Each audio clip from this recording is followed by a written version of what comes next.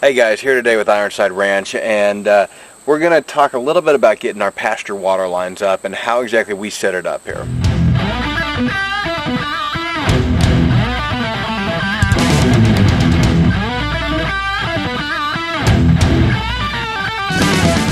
Hey guys, thanks for watching. I really appreciate it. Don't forget to like and subscribe to the channel. That does really help us out a lot. Okay, so there's a number of ways of doing this, and there's a number of different types of material you can use. You can use PVC, you could use cast iron, not cast iron, galvanized steel. You could use PEX line. There's a lot of things. Now, what we've elected to use is this polyethylene pipe from PowerFlex Fence. PowerFlex Fence sells this stuff in rolls. They have like 500,000 foot rolls. They have very reasonable prices. It's reasonable on shipping, and it's a really easy product to work with. That's why we like it. PEX is good, but this is really durable. Part of the reason why we like this line is because this line actually allows us to drive over it with the tractor, because it's really, really tough. They have two versions of it. We get the slightly thicker one. I forget what the PSI rating on it is. I think it's 200 versus 150 or something like that. But anyways, we get the slightly thicker one. It does allow us. We leave ours directly on the ground. We drive over it with the tractor. The cows trample on it. Not a big deal. The grass eventually grows up over it, and it eventually will kind of blend into the soil a little bit. As our topsoil uppens, we'll get this line slightly buried. The reason we don't bury it is simply because it's too much of a pain to bury our water lines. It would take days to do. It takes a lot of time, a lot of material, a lot of equipment to do it, and it's not really providing us any benefit to do it. It may happen at some point in time as we get our farm operation here a little bit better, but as of right now, we don't provide any benefit because we don't water out here during the wintertime. In the wintertime, we move everybody to the upper pasture, and our upper pasture is where we feed our hay and everything for the winter time. It's about 2 or 3 months out of the year that they're going to be up there, and then we move them immediately off that, and we start rotating them again as soon as the frost is done. Now, it just doesn't get cold enough here. If you're in a colder environment, obviously you would bury them. We're in Alabama. It just doesn't get cold enough here to justify it, and our cold spells are just too short-lived to worry about it. So we just drain the majority of the water out. A little bit of water in there freezing is not a big deal, but we unhook the end of it, drain most of the water out, and it's no big deal for us. Now, as far as doing the connections on these, you have a couple options. You can do an end like this. I'm sorry, I know that's set up on autofocus, so that's not focusing. You can do an end like this with hose clamps. This is not the preferred connection. The reason we use this is we had these pieces laying around, and these ends hook directly into a garden hose, and so that was the best option for us with these ends. But in order to do that, you have to heat it up with a soldering torch and get the line a little bit pliable, and then secure those hose clamps down. And these things are in there real solid. They do have a tendency of leaking around these joints. That's why we don't like to use them.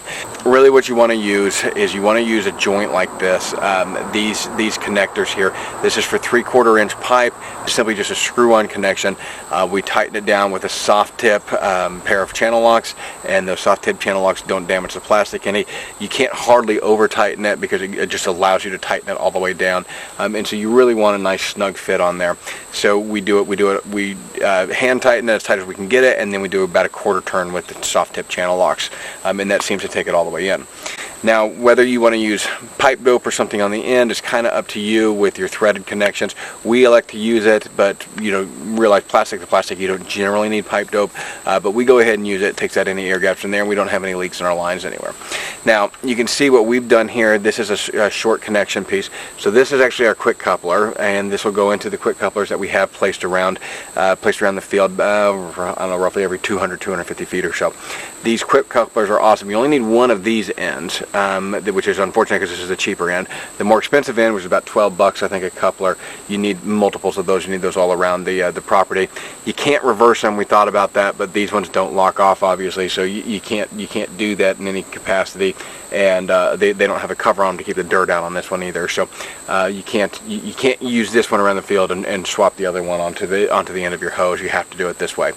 But this connection I made, this is, like I said, made with some scrap pieces that we had laying around. This is because we cooked this to the hose that's connected to our water trough.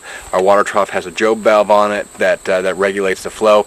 Our water trough is just a half of a 55-gallon barrel with a Job valve on it. That supports all of our cattle here. That'll support you probably easily 50 cows, one of those buckets. It's a really cheap way of providing clean water to your cows, and will allow them to to have that fresh water instead of some stagnant water in a big trough. And so this way it's easy to move and easy to rotate. We just dump it over. We lose 20 gallons there or 30 gallons there when we dump it over, and we move the barrel with us. Once we move to the next area, we simply plug this in. It fills up the water trough, and it's kind of a done deal. It's a very, very simple process. We have about a 100-foot hose a 100-foot garden hose that we have connected to this. That 100-foot garden hose, obviously, like I said, we space these things about 200 feet apart, so I can get to any section of our farm within about 200 feet of that because I have a 100-foot hose. I can move it to whichever spout I want. Very, very slick way of doing the water lines.